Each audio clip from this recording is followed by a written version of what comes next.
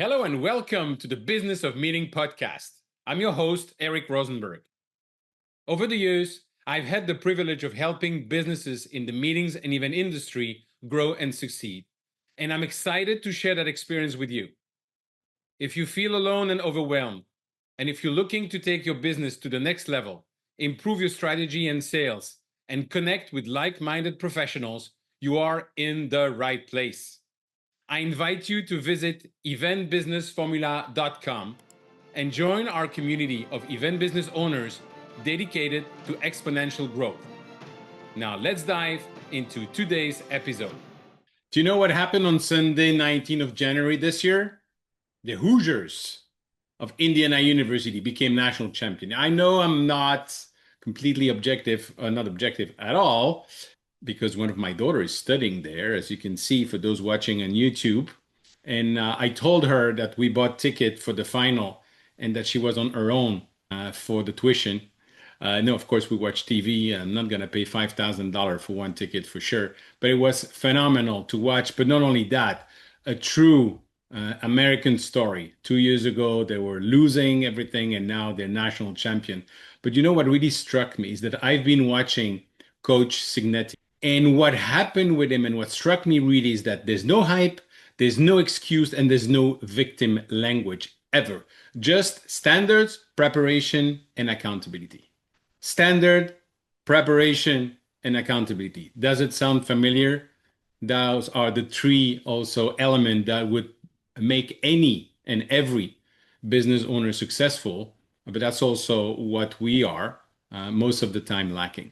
So today on this episode, I just want to mention 5 ideas to make you think. That is definitely not a motivational speech. I'm not that type of wah, is wonderful, but I'm more down to earth, as you know, and especially those working with me know exactly that. It's what I call tough love. But 5 ideas that I believe could help you and being inspired by this amazing journey of the Hoosiers. First, it's the anti-excuse philosophy. And that to me is something that you can tell if someone as a business owner is always looking for excuse, or you know what, always going forward, facing the unexpected. And quite frankly, to be working in this industry, you have to love somehow the unexpected. That's when we get in full gear and we get in motion and probably are the best in what we do. But you know what? Winners, they don't explain, they execute. They're not trying to look for excuse. I know it sounds very smart sometimes to find the excuse, but that's not the point. There is no excuse. Yes, the market can be slow. Yes, the clients are price sensitive. Yes, there is a change in society. Yes, there are a challenge that we have, whether it's in the world, geopolitics, volcano exploding in Iceland, as I remember. Those are things that happen that we cannot control. What we can control is the way we react to that. And for me, if you have the mentality of always looking for an excuse, basically finding the excuse becoming almost your business model. It's never my fault. It's always someone else's responsibility. No way. As I tell to my kids, there is no extra credit in real life. And it's really the mentality of don't look for excuse and really always move forward and finding the opportunities. As I always said, good thing, bad thing, you never know. And just facing the reality. The second idea I want to share with you is that standards, it's not something that you aspire. Standard, this is extremely practical. Is this how you run your business? Ask yourself, what does good actually means for your business? What does success means for you? Do you have the standard operating procedures that are written down? Are they enforced? Do you know about the values? Are you managing with your values? Or is just nice words? As I remember having a client getting the beautiful values on the wall and absolutely not living by them. So what are your values and what are your standards, which is extremely important? What is the response time? What quality means?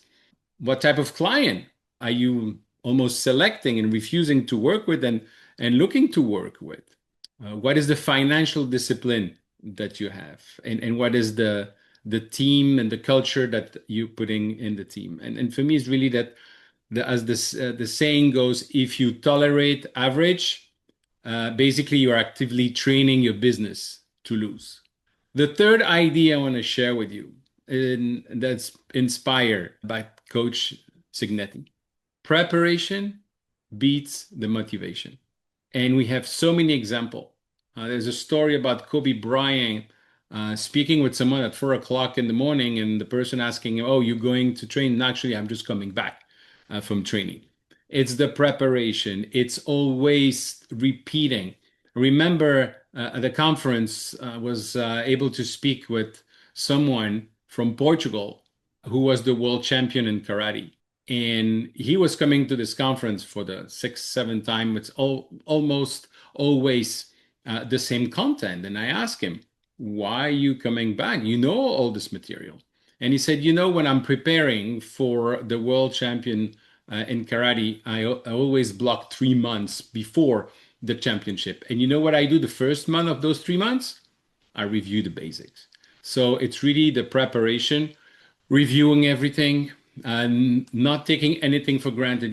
When you fly, you have those checklists that you have to do. It's better for your life to do that. And that's the same thing.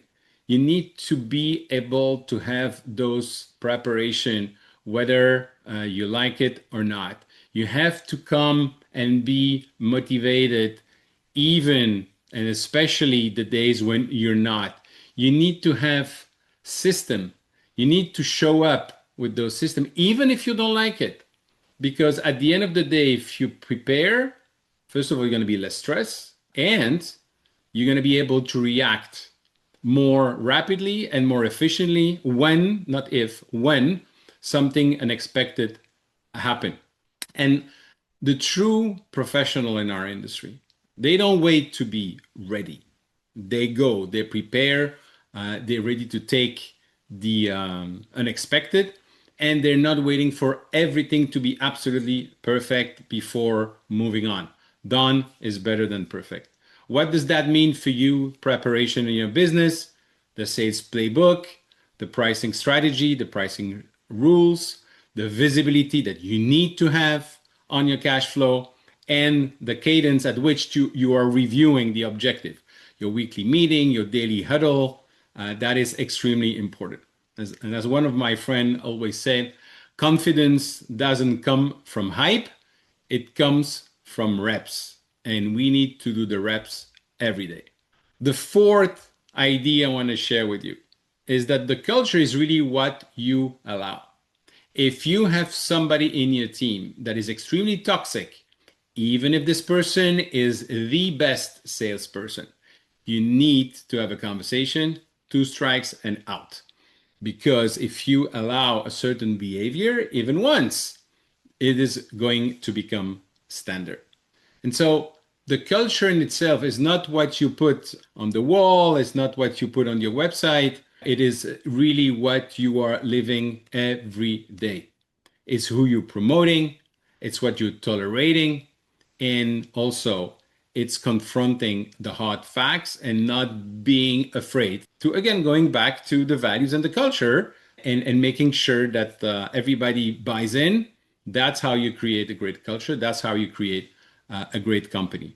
And at the end of the day, everything you do, especially as a solopreneur, becomes your culture. Your calendar is your culture. What do you allow? When do you say no to something? Your pricing in your culture. Do you accept to work for nothing? Do you accept to show up just because somebody is promising you maybe in the future some visibility? And do you have as your culture the fact that not only you value what you're doing, but you also value to work with people who value what you're doing? And at the end of the day, your boundaries are your culture. And that is extremely important. If your business feels chaotic, it's because chaos is being rewarded. So once again, culture is what you allow. And the last idea I want to share with you, the scoreboard never lies. You can tell whatever you want. You can say the beautiful story. At the end of the day, The scoreboard never lies. What is the scoreboard for you? Revenue, but not only revenue, margin. The scoreboard is your health, your wellness, your energy. And trust me, I know something about it. Your scoreboard is also the type of clients, the quality of the clients that you have, and your personal sanity. Those are all the elements of your scoreboard. So, are you winning? Are you progressing? Or are you just busy? Are you building a business or are you surviving one business? And would you draft yourself as the next CEO, as the next quarterback, as the next Fernando Mendoza of your own business? Because the scoreboard doesn't care how hard you try, and neither does the market. And on that note, I have a picture in my office. It's actually a picture of Gary Vaynerchuk. And I know for some people, the F word, it's too much in his sentence. I personally don't care, and it's part of his personality. But why am I talking about him now? It's because when I say that the scoreboard doesn't care how hard you try, and neither does the market, I have this picture of him that says, nobody gives a F about your feelings. The scoreboard doesn't care how hard you try. That's just the results, and the scoreboard never lies. So, before I conclude, let me repeat those 5 IDs. First, the anti excuse philosophy. Second, the standards are not aspirations. Third, preparation beats motivation. Four, culture is what you allow. And five, the scoreboard never lies. So, if somehow you're a little upset with the way I'm saying it or you feel uncomfortable, you know what? I've reached my goal. And having a business is the most exciting journey, and it's tough. There's not always ups, and the downs are not always there. As one of my friends said, at the end, it will be fine. And if it's not fine, it's not the end. But you need to be setting up your own standard. You need to avoid having excuses. And also, more importantly, you need to be done with the way you're doing business if you're not happy. And if you're done running your business on hope and adrenaline, which is great for a moment, but if you're done running a business on hope and adrenaline, you know where to find me. I love helping people. I've been there. I've started several businesses in our industry. I have now also my own AI, Eric AI, where I'm supporting people 24/7 in almost 80 languages. So please don't hesitate, even if you want to have a conversation. We don't need to be working together. I'm always happy to help reach out to me. Don't hesitate. Okay. I hope this was helpful. I hope that you get also a kick out of it. And at the end of the day, as my daughter would say, I will conclude by saying, Hoosiers! Thank you for tuning in to the Business of Meeting podcast. I hope you found today's episode valuable. If you enjoyed the show, the most important thing you can do is leave a review and share it with your colleagues. It really helps spread the word. I truly appreciate your support. And if you're ready to take your business to the next level, don't forget to visit eventbusinessformula.com to learn more about how we are helping even business owners like you. Thanks again for listening, and I'll see you next time.